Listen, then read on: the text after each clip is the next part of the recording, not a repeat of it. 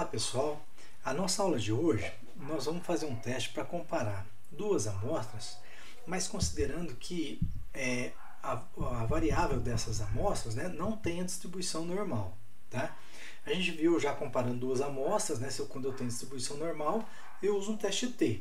E agora vamos fazer um teste de Wilcox, que é um teste não paramétrico, quando os dados não têm distribuição normal. Tá? Então, para isso, nós vamos abrir o arquivo área, né? Então vem aqui Import Dataset, do Excel. Então vou procurar aqui no meu computador onde está o arquivo área, né? Vou mandar abrir e aqui vou importar os dados desse arquivo área. Então está aqui nosso arquivo área, né? Vou fazer o attach do arquivo, attach área. Vou dar o Ctrl Enter, né? Então fiz o attach do arquivo área. E agora nós vamos aplicar o teste de Wilcox. Então é wilcox.test, né? Já apareceu ali, ó. Wilcox.test, Wilcox.test. Do arquivo vamos comparar a sala, o tiozinho aqui de cada bloco, tá? Então nós estamos fazendo o teste de Wilcox. Então é quando eu quero comparar dois conjuntos de dados, que eles não têm duas amostras, quando não tem distribuição normal dos dados. Então vou dar o Ctrl Enter, tá? Então ele fez um teste de Wilcox, né? Então o p-valor aqui, ó, ele é menor que 0,05, porque 2,2 vezes 10 a menos 16. Então é 0,000, tem 16 casos, depois vem 22, tá? Tem 15 casos, né? E 22, tá? Então o p-valor é extremamente pequeno. Então existe diferença entre eles, né? E então tem diferença entre os tamanhos das salas usando o teste de Wilcox, que seria um teste não paramétrico, tá?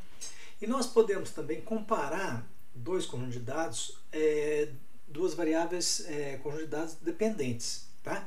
Então, quando eu meço antes e depois. Então a gente já viu isso comparando valores antes e depois, né? Quando eu meço o objeto antes e depois eu meço ele depois. A gente viu usando o teste T. Mas nós podemos usar o teste de Wilcox também para comparar o antes e depois, tá? Então, para isso, eu vou criar o meu conjunto de dados aqui. Deixa eu apagar isso aqui, limpar essa janela. Então, eu vou criar um conjunto de dados. Então, vamos chamar de antes, igual a gente fez na aula passada, né? Vou colocar os mesmos valores aqui. Então, eu vou criar 10 valores. Então, o que seriam? Seriam 10 carros. A gente andou com os carros sem água no radiador, então tem a temperatura desses carros, eles ficaram mais quentes, tá? Então vou colocar aqui, ó, 105, 106 são temperaturas do motor do carro que andou sem água no radiador. 106, 105, 105, 108, 107, 105 e 106. Né? Então vamos ver se tem 10. Ó. 1, 2, 3, 4, 5, 6, 7, 8, 9, 10. Então vou dar o Ctrl Enter. Então criei meu conjunto de dados antes. Agora eu vou criar o conjunto de dados depois. Tá? Então menor, tracinho, você abre o C, né, que vai criar um objeto. E vamos colocar o depois, o valor de depois. Então 98,91 são os mesmos valores que eu utilizei na aula anterior. 100, 93, 101, 93, 93, 91, 100 e 92, tá? Então, você tem 1, 2, 3, 4, 5, 6, 7, 8, 9, 10. Vou dar o Ctrl Enter. Então, criei o depois, tá? Então, antes, sem água era 105. Depois, quando eu coloquei água, baixou a temperatura, né? Então, tem uma diferença. Então, vou colocar aqui, ó, diferença, que seria a diferença, né? Vamos criar um objeto aqui, ó. Então, vamos pôr o depois menos o antes. Eu vou dar um Ctrl Enter, né? E vou criar aqui, ó. Ixi, eu pus errado aqui, eu pus diferença. Deixa eu corrigir aqui de novo, ó. Diferença. Agora ficou certo, tá? Vou dar o Ctrl Enter de novo. Então, diferença antes e depois. E vou pedir aqui, ó, diferença, tá? E vou dar um Ctrl Enter.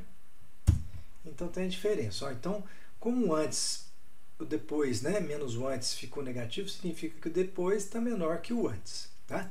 Então agora eu quero testar, será que essa diferença é significativa? Então, como meus dados, esses dados aqui não têm distribuição normal, eu vou aplicar um teste não paramétrico do Wilcox. Tá? Então vai ser Wilcox.teste, né?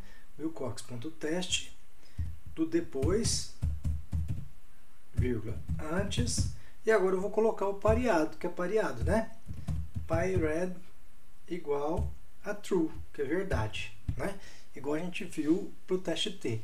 Então, é verdadeiro, né? Esse T é de verdadeiro, que é pareado, tá? Então, depois e o antes. Então, vou dar o Ctrl Enter.